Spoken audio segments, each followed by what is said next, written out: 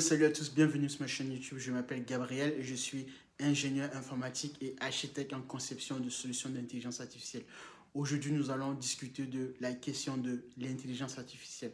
Pourquoi est-ce que l'on parle de l'intelligence artificielle? À travers cette question, j'aimerais l'aborder sur trois volets, notamment l'aspect un tout petit peu philosophique, ensuite mathématique et vers la fin, si j'ai du temps, on parlera un peu de conséquences politico morale. Donc, sans plus tarder, il faut voir ensemble ici l'IA, c'est quoi? Qu'est-ce que l'intelligence artificielle? Alors, déjà, pour planter le décor, c'est que il n'y a pas de définition consensuelle sur cette notion de l'intelligence artificielle. En revanche, ce qu'il y a, ce que l'on sait et ce dont on est d'accord de manière conventionnelle, c'est qu'il n'y a que des preuves d'intelligence. C'est-à-dire que même si on n'est pas capable de définir ce que c'est que réellement l'intelligence artificielle, déjà je souligne que même pour l'intelligence humaine, il est assez difficile de définir cette notion. Vous comprendrez donc qu'il en est de même pour l'intelligence artificielle. Par contre, ce que l'on peut retenir, c'est que des avancées dans certaines disciplines, dans certaines sciences, notamment si on peut diviser en deux les sciences dures et les sciences molles,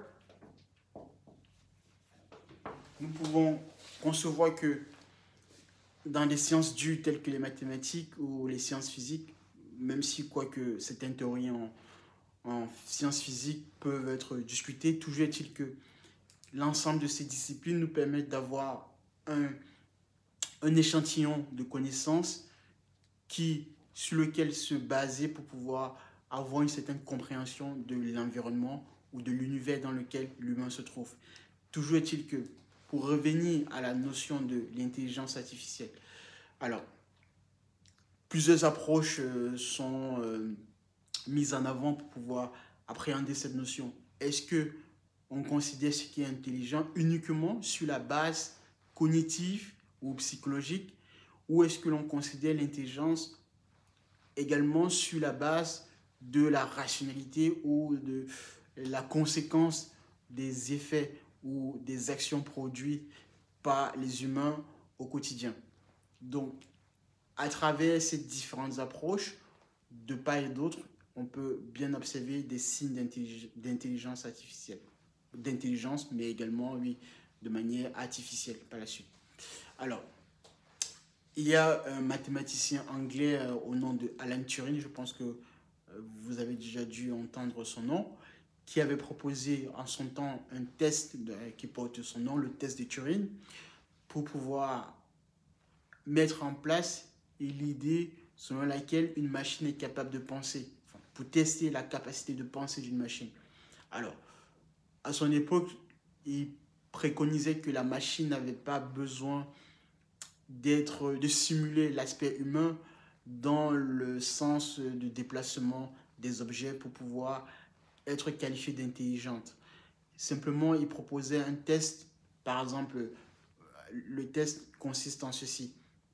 On prend un interrogateur humain qui pose un certain nombre de questions à la machine de manière écrite, et si la machine répond à toutes ces questions-là et que l'interrogateur humain n'a pas ou n'arrive pas à cerner que c'est une machine qui a pu répondre à cette question, alors on pourrait considérer que la machine est capable de penser. Donc ça, c'est la version, grosso modo, du test de Turing.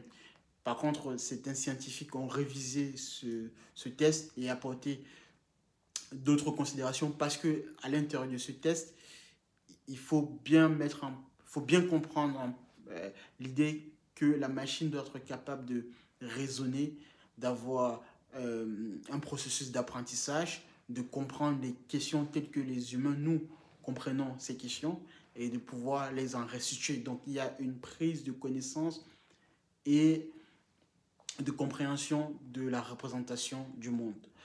Alors, la version la plus améliorée consiste à ce test, consiste à apporter d'autres versions, d'autres rajouts à ce test sur la vision de l'ordinateur, et robotique, notamment parce que, effectivement, pour qu'une machine puisse être capable d'agir tel qu'un humain, il faudrait qu'elle soit aussi capable de se déplacer, de se mouvoir tel qu'un humain, donc de saisir des objets également de la même manière que les humains. Alors ça, c'est donc une version assez plus vaste et enrichie du test de Turing. Alors, on va commencer avec quelques explications assez très basiques pour vous donner un ordre d'idée. Dans l'univers, nous avons 10 puissance 80 atomes à peu près de l'ordre. Hein. Le nombre d'atomes de l'univers correspond à peu près à ce chiffre. Aux échecs, nous avons en termes d'ordre de grandeur 10 puissance 120, 10 puissance 120 parties différentes qui peuvent être jouées. On a parlé de l'intelligence artificielle lorsque le joueur d'échecs, enfin, entre autres, bien sûr, Garry Kasparov, a été battu par un programme appelé Deep Blue. Et Deep Blue, en fait, a été un programme qui a été conçu, donc une intelligence artificielle, qui a pu battre ce champion d'échecs. Cela a pu donner des idées aux scientifiques, aux personnes concernées, de se poser la question véritable, est-ce qu'on pourrait étendre cette capacité à pouvoir comprendre les nuances du jeu des échecs à travers d'autres problématiques également sur la vie sociale. Alors, en dehors des jeux d'échecs, il y a également le jeu de Go qui est beaucoup plus complexe et qui a beaucoup plus de possibilités et où, je crois, de mémoire, vous avez en termes d'ordre de grandeur 10 puissance 350 parties différentes que vous pouvez jouer. Donc l'ordre est encore beaucoup plus exponentiel. Tout ceci pour dire quoi? Pour dire que cela nous a permis de comprendre que si la machine est capable d'appréhender autant de combinaisons, alors pour 10 puissance 80, donc vous prenez 10 et vous rajoutez 80 zéros par la suite.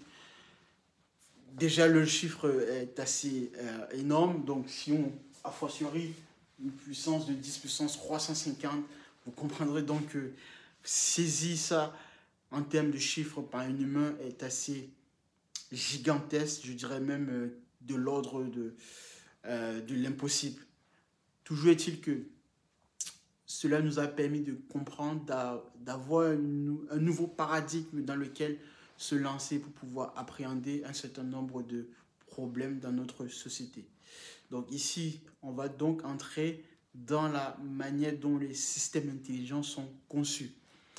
Alors, vous avez pour faire simple, vous avez deux combinaisons ou deux manières d'appréhender la conception des systèmes intelligents, donc des IA si vous souhaitez. Vous avez donc les systèmes experts qui ont été là depuis des années 60. Et aujourd'hui, nous sommes entrés dans une nouvelle ère à travers ce que l'on appelle les machines apprenantes ou le machine learning pour celles et ceux qui souhaitent. Donc, ici, vous avez l'IA qui se décline en deux parties, à savoir ici les systèmes experts. Alors, je vais définir en quoi est-ce que cela consiste.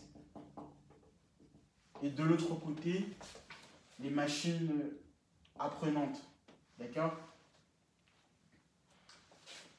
Alors, les systèmes experts nous ont permis jusqu'ici à résoudre des problèmes assez simples, on va dire ainsi, parce que cela nous a permis de mieux comprendre les tâches répétitives du quotidien. Pour vous donner un exemple très concret, les systèmes experts sont les systèmes qui sont décrits avec un certain nombre de connaissances bien précises dans un domaine en particulier.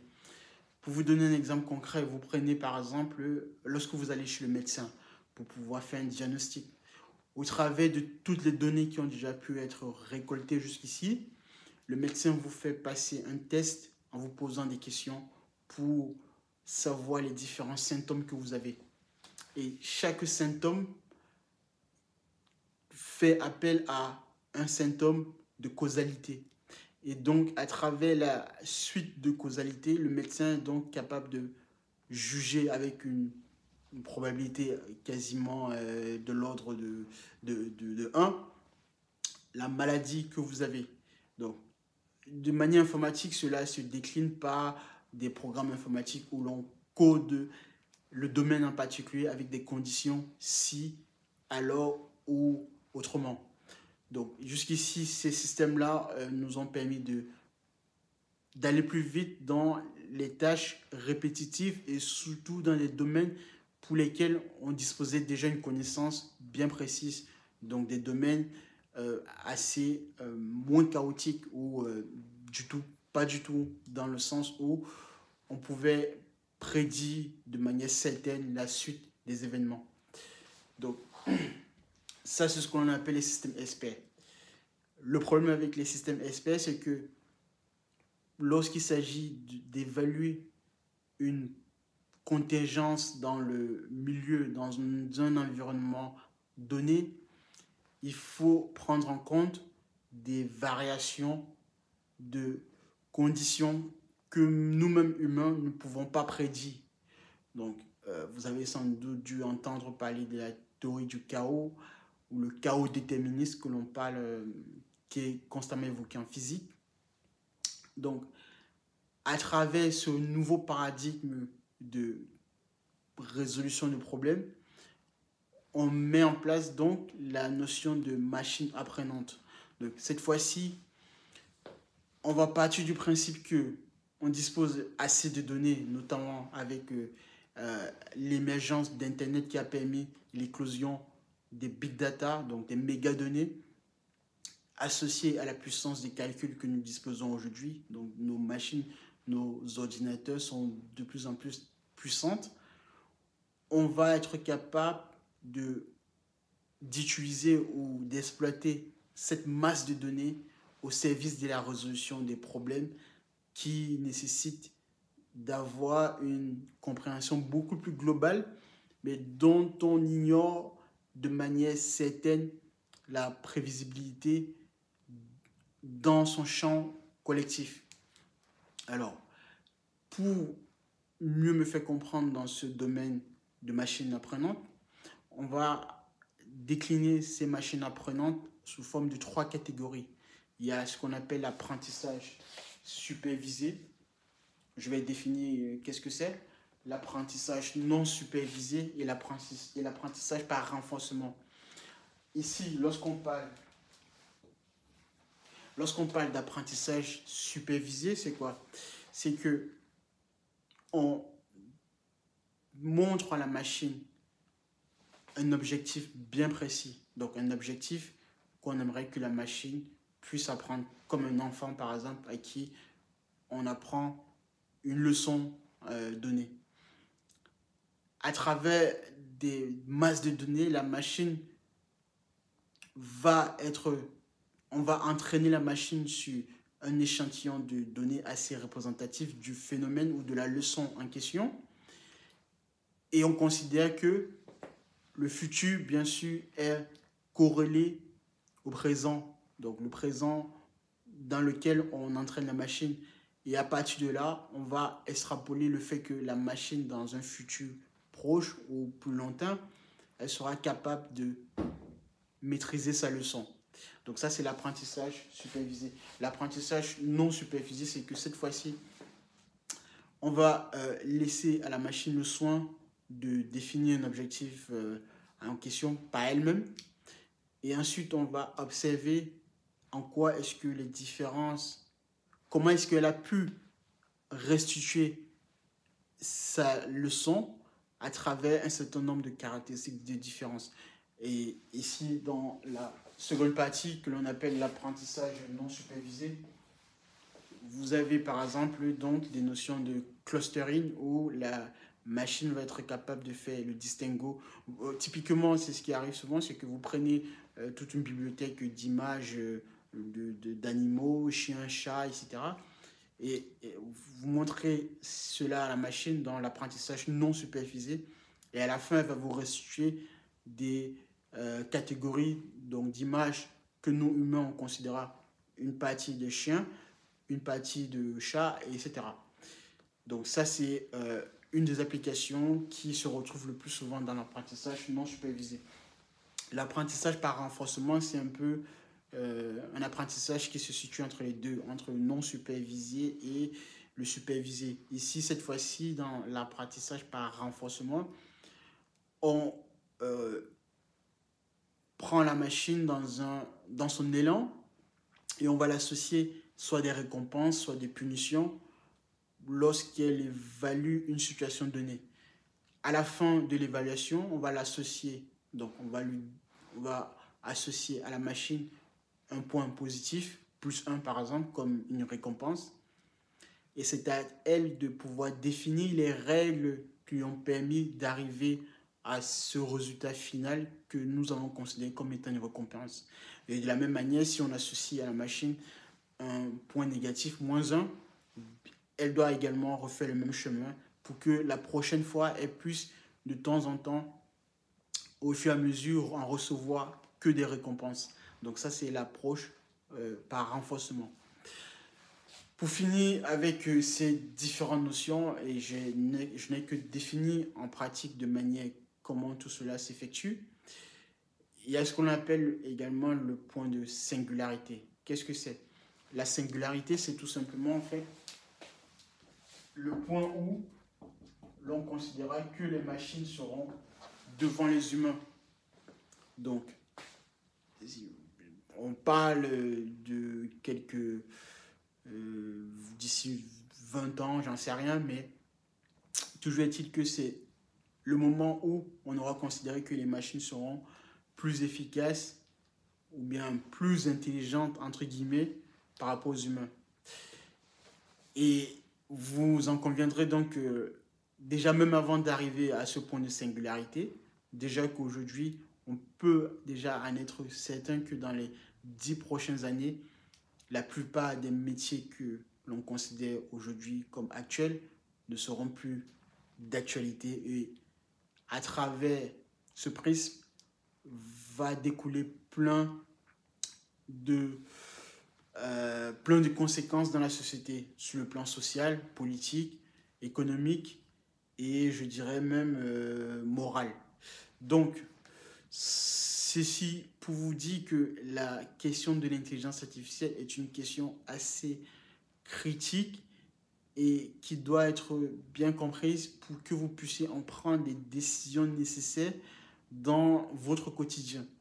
Parce que à travers cette notion, derrière, ce sont des algorithmes basés sur la connaissance des mathématiques, des sciences dues en particulier, mais sur plein d'autres disciplines également, mais en particulier sur l'aspect mathématique, qui est importante à savoir et à connaître. Parce que, évidemment, sans cela, vous serez à la merci des GAFAM, donc ou des grandes sociétés de technologie qui en maîtriseront cette connaissance. Moi, je ne fais que vous éclairer sur ce que cette technologie est capable de faire et sur sa véritable notion. Je terminerai là ici en disant que si aujourd'hui vous entendez parler de l'intelligence artificielle de plus en plus, sachez que vous pouvez en être sûr en tout cas que des agences telles que la DARPA, qui est donc l'agence américaine qui s'occupe de la création et du développement des technologies pour son gouvernement, est déjà passé à d'autres technologies beaucoup plus puissantes que l'intelligence artificielle. Certains parlent déjà de la notion de super intelligente. Donc, on parle déjà des technologies qui sont au-delà de la capacité de la compréhension de la notion d'intelligence humaine. Sur ce, je vous dis de partager massivement cette vidéo, liker et surtout abonnez-vous à la chaîne pour que je puisse vous éclairer, continuer à vous éclairer sur les notions fondamentales de l'intelligence artificielle et surtout des sciences dues ou des sciences qui permettent son éclosion. Je m'arrête là, je vous dis à la prochaine et merci de m'avoir suivi.